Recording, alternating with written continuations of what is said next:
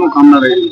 नमस्कार साथियों, मैं राजेश यादव प्रजात पार्क में आपका बहुत बहुत स्वागत करता हूं। हम मौजूद हैं इस समय दारुल सफा पे। हमारे साथ इस समय उपस्थित हैं एसके जी। क्या कहेंगे? स्वामी प्रसाद मौर्य जी ने एक बयान दिया है, कह रहे कि मनुवादी जो है हमारे चंदे पे पलते हैं। क्या कहेंगे आप?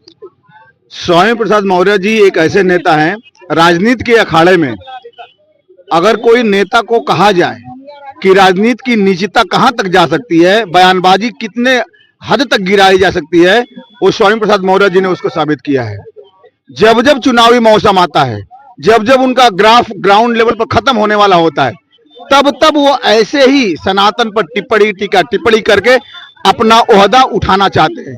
लेकिन पूरी देश की जनता, प्रदेश की जनता, समस्त लोग जानते हैं कि ये सिर्फ और सिर्फ अपना ग्राफ उठाने के लिए, चर्चा में बने रहने के लिए इस तरह के विवादित बयान, इस तरह के सनातन पर टीका टिप्पणी, इस तरह के अभद्र भाषाओं का प्रयोग करके वो अपनी शान शौकत समझते हैं। लेकिन बार बार उनको चेताया गया, बताया गया, लेकिन हम भारतीय जनता पार्टी के शासन सत्तारूढ़ पार्टी से भी कहूंगा कि इस तरह के विवादित बयान एक पार्टिकुलर हमारे सनातन धर्म पर, एक पार्टिकुलर हमारे सनातन समाज पर, सवर्ण समाज पर, जो हमारा आराध्य है, उसको मनुवादी का नाम देकर कहते हैं कि मनुवादी विचारधारा के लोग। उनसे मैं पूछता हूं कि मनुवादी विचारधारा के लोग आपको क्षति कहां से क्या पहुंचा दिए?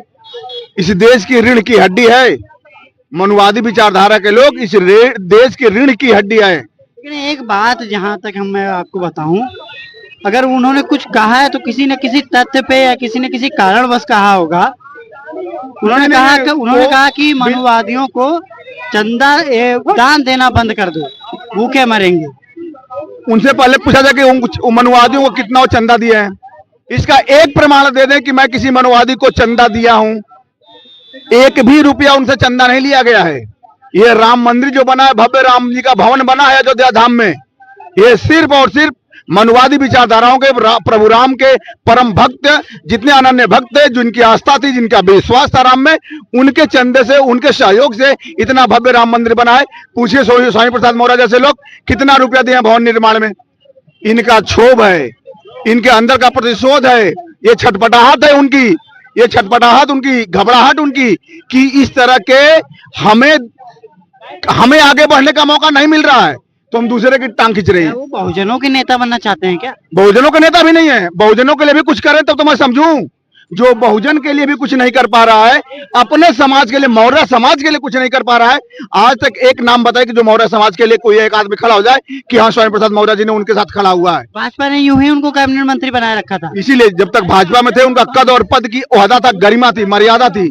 भाजपा से निकलते ही उनका मर्यादा हनन हुआ, उनका तिरस्कार हुआ, उन्हीं के समाज ने उनका तिरस्कार कर दिया और उसी प्रतिशोध की आग में जलकर ये इस तरह के सनातन के विरोधी बयान देते हैं। कहीं वो मायावती के जो कोर वोटर हैं, उनको तो नहीं अपनी खेमे में करने चाह रहे? मैं कहा तो चुनावी मौसम है, और चुनावी मौसम में जो इस तरह के बयान देते हैं तो वो चुनाव का ही रुख और वोटरों का रुख बदलने का प्रयास करते हैं।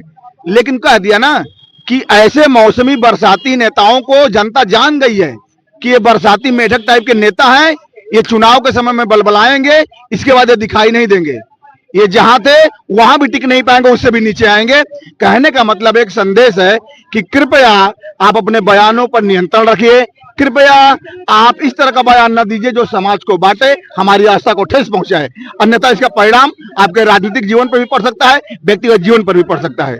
जय हिंद, जय भारत, जय श्री राम। जैसा कि आपने इनके बयान को सुना, क्या है राय आपकी? कमेंट बॉक्स में बताइए। प्रजात भारत के साथ जुड़े रहने के लिए धन्यवाद। मैं राजेश यादव, जय हिंद।